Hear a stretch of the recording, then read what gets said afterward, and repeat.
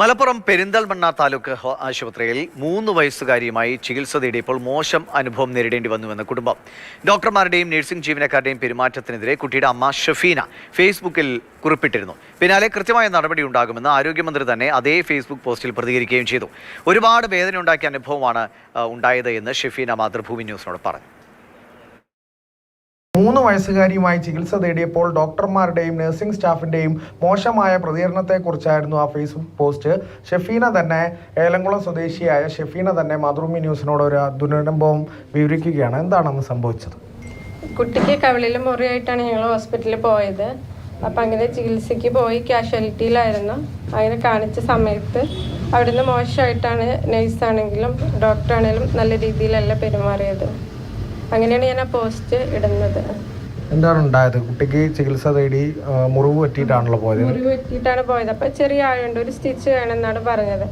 അപ്പോൾ സ്റ്റിച്ചിൻ്റെ എങ്ങനെ സ്റ്റിച്ചിട്ട മുഖത്ത് പാട് വീഴുമോ എന്താ അവസ്ഥ എന്നൊക്കെ അറിയാൻ എനിക്ക് നല്ല ടെൻഷൻ ഉണ്ടായിരുന്നു.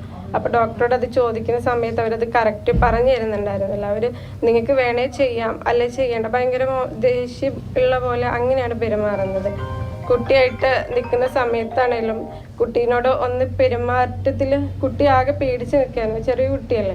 അപ്പം അവരത് മുറി ഇങ്ങനെ ആയം നോക്കുന്നതാവാം, നല്ല ഹാർഡായിട്ട് പിടിച്ച് നെക്കിയിട്ടും ഇങ്ങനെയൊക്കെയാണ് നോക്കുന്നത്. കുട്ടീനോടൊരു മയത്തിലൊന്നല്ല പെരുമാറിയത്. കുട്ടി നല്ല പേടിച്ച് കരഞ്ഞിരുന്നു. പരാതി ഒന്നും അറിയിച്ചില്ലല്ലോ. ഈ ഒരു വേദന തോന്നിയത് ഫേസ്ബുക്കിലാണ് ഞാൻ ആദ്യം പോസ്റ്റ് ചെയ്തത്. അത് കഴിഞ്ഞിട്ട് ഇന്നലെ ഹസ്ബൻഡ് സൂപ്രണ്ടിന് പരാതി കൊടുത്തിരുന്നു.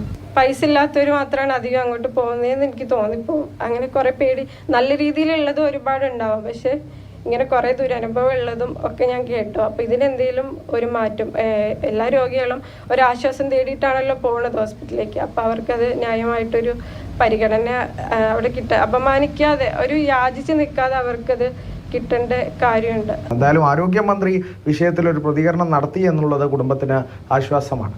ജസ്റ്റിൻ മാത്യുവിനൊപ്പം അരുണ മൃതനാഥ്, മാതൃഭൂമി ന്യൂസ്, മലപ്പുറം.